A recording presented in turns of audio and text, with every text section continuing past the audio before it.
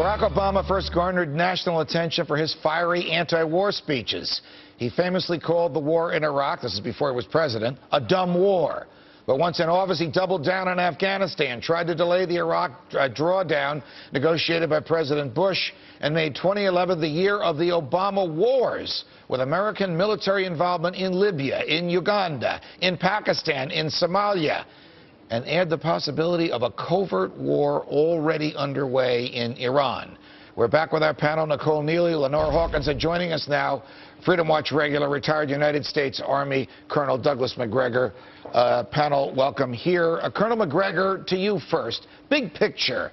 Is the average American at Christmas time 2011 safer in our freedoms and in our property rights and in our homes because of all the military adventurism going on around the world in the past 3 or even the past 10 years?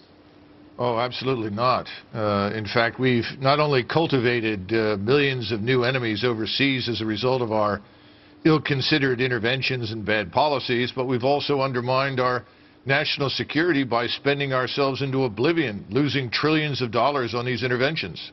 Do we need 900 permanent military installations around the world on which the sun never sets and the location and name of which no single person could possibly ever name? No, we are paying too high a price in blood. We are paying too high a price in treasure. We can't afford it. We are borrowing money from the Chinese to fund our military adventurism overseas. Very dangerous, borrowing money from the Chinese to fund our military adventurism overseas. Aren't the Chinese arguably someone who have us in their military crosshairs and who we would have in the military crosshairs? Well, given that we're one of their biggest customers, it wouldn't behoove them to harm us too much. But there's more than one way to take over a country, and certainly by holding the majority of the debt of a country, you have an awful lot of power. I'm not comfortable with what they can do. And here we go to your earlier point. How is it the United States is responsible for half of all the military spending in the entire world? How did we get to this point, Colonel Macgregor, where it's almost deemed unpatriotic if you vote to cut defense spending? Well, it's not a new phenomenon, but I think you've got to go back to the end of the Second World War. We ended up effectively the last man standing. Everyone else was very weak. We emerged almost unscathed compared to everyone else. Our GNP dominated the world, and at one point it was almost half the gross national product of the world. Today, we've fallen down to less than 20%. Our economic position is far weaker. But in the meantime, we've retained all of these bases. We've retained this equivalent overseas empire because there is a consensus inside the Beltway that keeping American soldiers in other people's countries is the way to promote peace and prosperity. Right. And that may have been true during the Cold War when we had a true existential threat to the United States and the West, but it hasn't been true for over 20 years, and it needs to end. Why wasn't there more of an outrage when the president started a war in Libya on his own? Remember this scenario? Congress was on spring break. Congress gets spring break. Congress was on a spring break. The president was in Brazil, and he announced that he was bombing in Libya, supposedly to save lives. It was a humanitarian mission. It wasn't a war because boots weren't on the ground. They were in the planes, in the sky, and by the way, it was under the supervision of NATO anyway.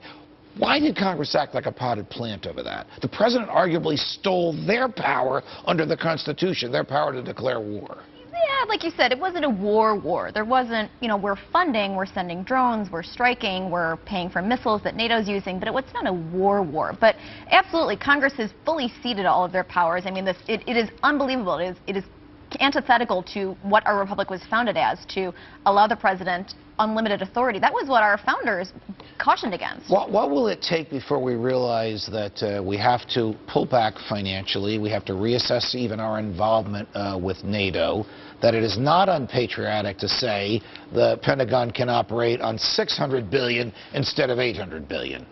I think our debt level is probably going to do that, but unfortunately, for the time being, we're the least ugly dog in the ugly dog contest, and all the problems in Europe and eventually in Japan are giving us a little bit of a break there. Colonel, is it likely that we've started war already in Iran using covert sources, whether they're Americans or not, maybe military out of uniform?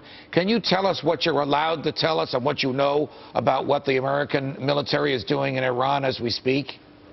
Well, actually, I can't say very much except to point out that, we maintain surveillance across the region. We're very interested in what happens inside Iran. We're engaged with the Iranians in ways that are similar to how we were engaged with the Soviets during the Cold War, when our nuclear submarines were engaged with their submarines in a cat-and-mouse game. There's a lot of that happening now in the region, but it's not fundamentally changing anything, and it really isn't helping our position or the position of our friends. Are you surprised that so many Republican candidates for president have said bring home the troops now, started by Ron Paul, but even Gingrich and Romney jumped on the bandwagon about 2 months ago? I'm relieved to see it because my brother's one of those soldiers, and I don't want him going out to die for a war without purpose.